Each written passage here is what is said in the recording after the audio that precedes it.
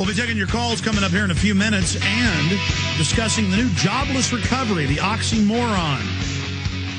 Bob Chapman, though, start recapping your story. So you're talking to a owner of a large company that you know well, and he's talking about trying to make large loans. Instead of going to a mega bank, he goes to a medium-sized Midwestern, who they admit many of them are flush with cash from good investments. And what happens next? He's told by the management that the reason why Ken Lay has quit his job as head of Bank of America is because Ken Lay, you mean somebody else? Ken Lewis, excuse me. It's okay. Well, I mean, birds of a feather. It's hard to Madoff, Lay. Go ahead. Frito-Lay. Anyway, it's not a laughing matter, as a matter of fact. What they're doing is they're taking the toxic waste that the Fed is not buying directly, and they're dumping it into Bank of America, and they're going to take it under this coming year. And now that's important inside information. And this Quorum Bank that just went under in Chicago, M&B took them over, and they refused to take any of the bad assets. The Fed had to take them in order to get Quorum out of the way. And so is that a monetization? Yes, absolutely. But let's go back, Bob, because you don't just say things. You've broken scores of stories here. Months later, it comes out. You said when Madoff was first arrested that we would then be told he had cancer from your inside source. Then they later came out and said that. You're saying that when you say in the next year, you mean by the end of 2010, they're going to pile all the toxic assets so he's getting out, kind of like Greenspan left so he could blame it on Bernanke. You're saying that they're going to bring it down. What will that mean to the economy? It certainly won't help it. And the American taxpayer will end up paying the total bill for taking all of these toxic assets and dumping into Bank of America and allowing Bank of America to go under.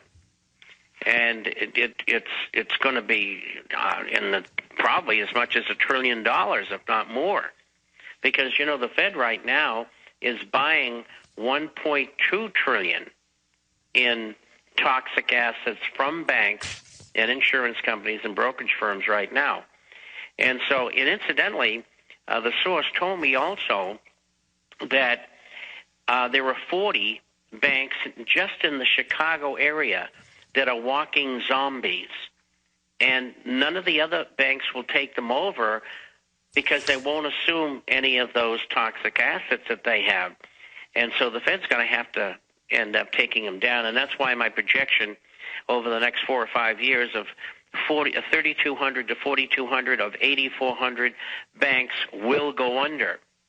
The second story I've got, and this I backed into, is that how the Fed is financing the stock market and keeping it at the levels that they are is through a group of 21 primary traders who work with the Treasury and the Fed Reserve. And they're just pouring all the money that they could ever use into these entities, which in turn are going into the market and buying. And they're doing the same thing with the same kind of entities in Europe to keep the stock market up over there so people won't think everything is terrible. And of course, at the same time, they attack the commodity market in gold and silver. And one of the good things about gold and silver is I think they've almost run out of gold. And so they're going to have to use paper or derivatives in order to do what they're doing. But that's how the stock market is being financed. And if you want to read the inside of all the guts of the story, it's in this issue coming out tomorrow, the International Forecaster, which you can get free by just calling or using my email address. The internationalforecaster.com is the website. We can link to a lot of your stories at Infowars.com.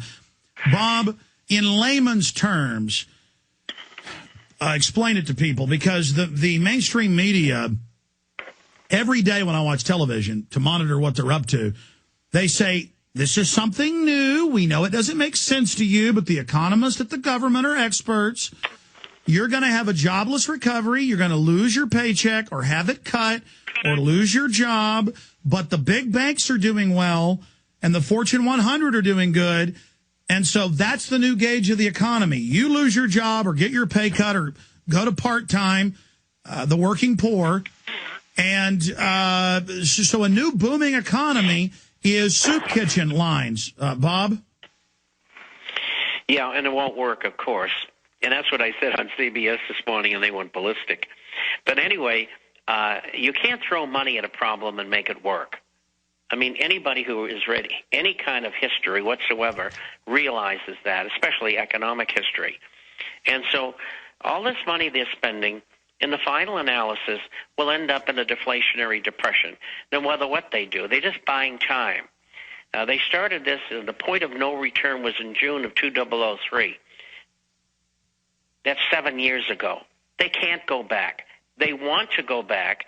As per the Bilderberger meeting, they said, look, this thing's out of hand. What can we do? And they were told you can't do anything. You're going to have to ride it out. And that's where we're headed. We're on a horse headed for the front lines, and the horse and you are being shot at.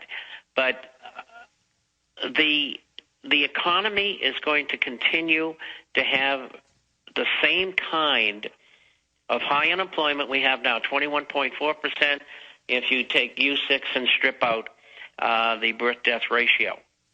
And so it's going to increase slightly by the end of the year and increase slightly next year. And I also expect that we won't get the $2 trillion for Congress for the second stimulus package that I predicted in January. What I think we'll get 400 to 800 billion, and the banks are going to start lending again, and that is immediate monetization, and they're going to fill in for perhaps another trillion or $1.25 trillion, whatever, to give them the $2 trillion to go sideways in the economy for another year.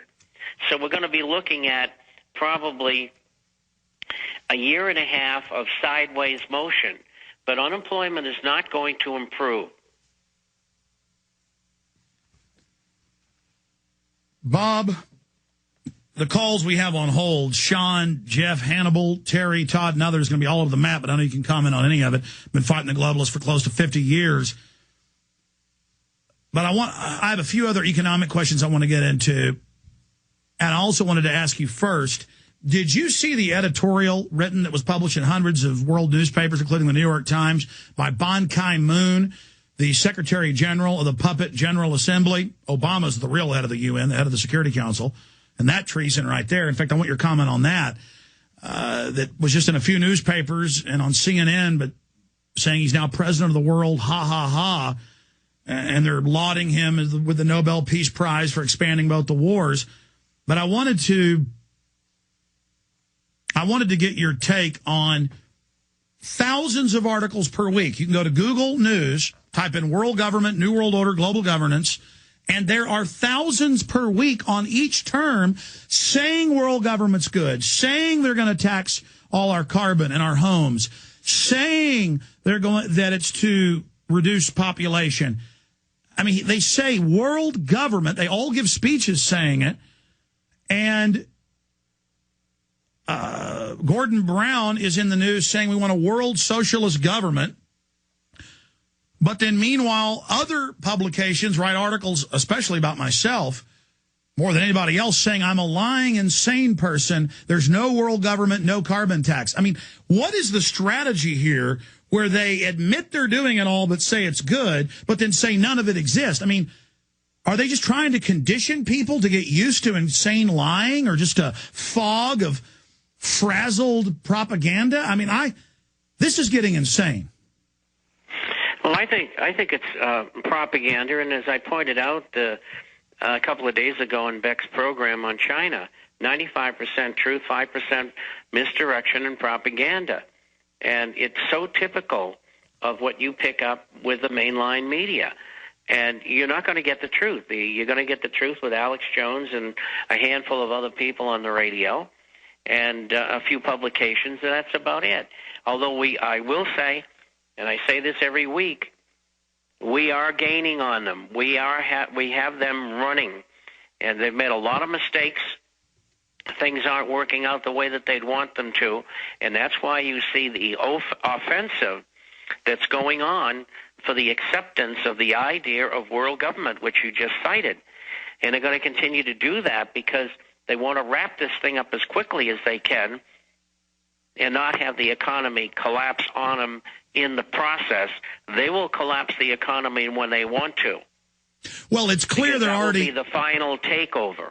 It's clear they're collapsing Main Street and the industrial economy, and that was what NAFTA and GATT and the globalist-owned documents state that that's their plan, to destroy industrial capacity, to bring in total centralization and total dependency of the population on the elite that control the planet with their fiat currency, buying the world through their Ponzi scheme. I mean, these are con artists that took over the world. I mean, it's really that simple.